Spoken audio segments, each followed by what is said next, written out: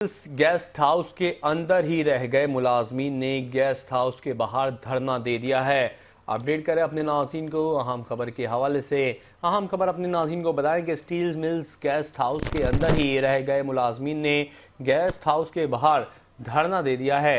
मज़ीद तफसीलात जानते हैं नुमाइंदा 5 न्यूज़ शहरियार शौकत से। जी शहरियार, बताएगा इस धरने के हवाले से। पाकिस्तान स्टील मिल इस गेस्ट हाउस के अंदर मौजूद है और मुलाजमीन ने मजदूर रहनुमा अमजद जरदारी और दनी बख्श की क़यादत में इस वक्त वहाँ जो है वो एक धरना दे दिया है। एहतजाज जारी है।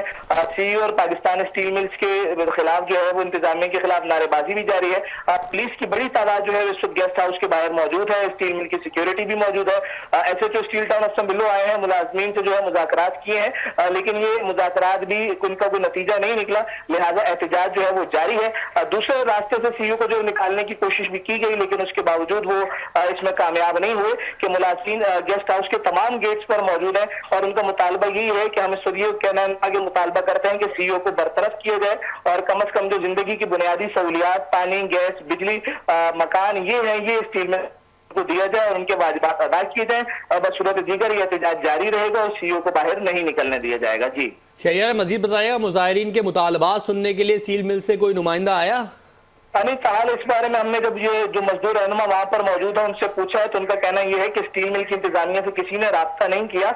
दूसरी बात उन्होंने ये भी कही है कि हम इस इंतजामिया से मुज़ाकरात चाहते ही नहीं है।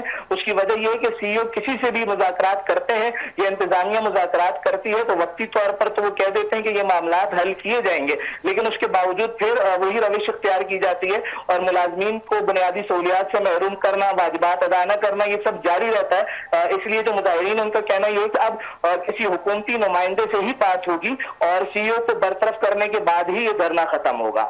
ठीक है शहरियार शौकत, आप हमें मुजाहिरों के हवाले से अपडेट करें। आपका बहुत शुक्रिया।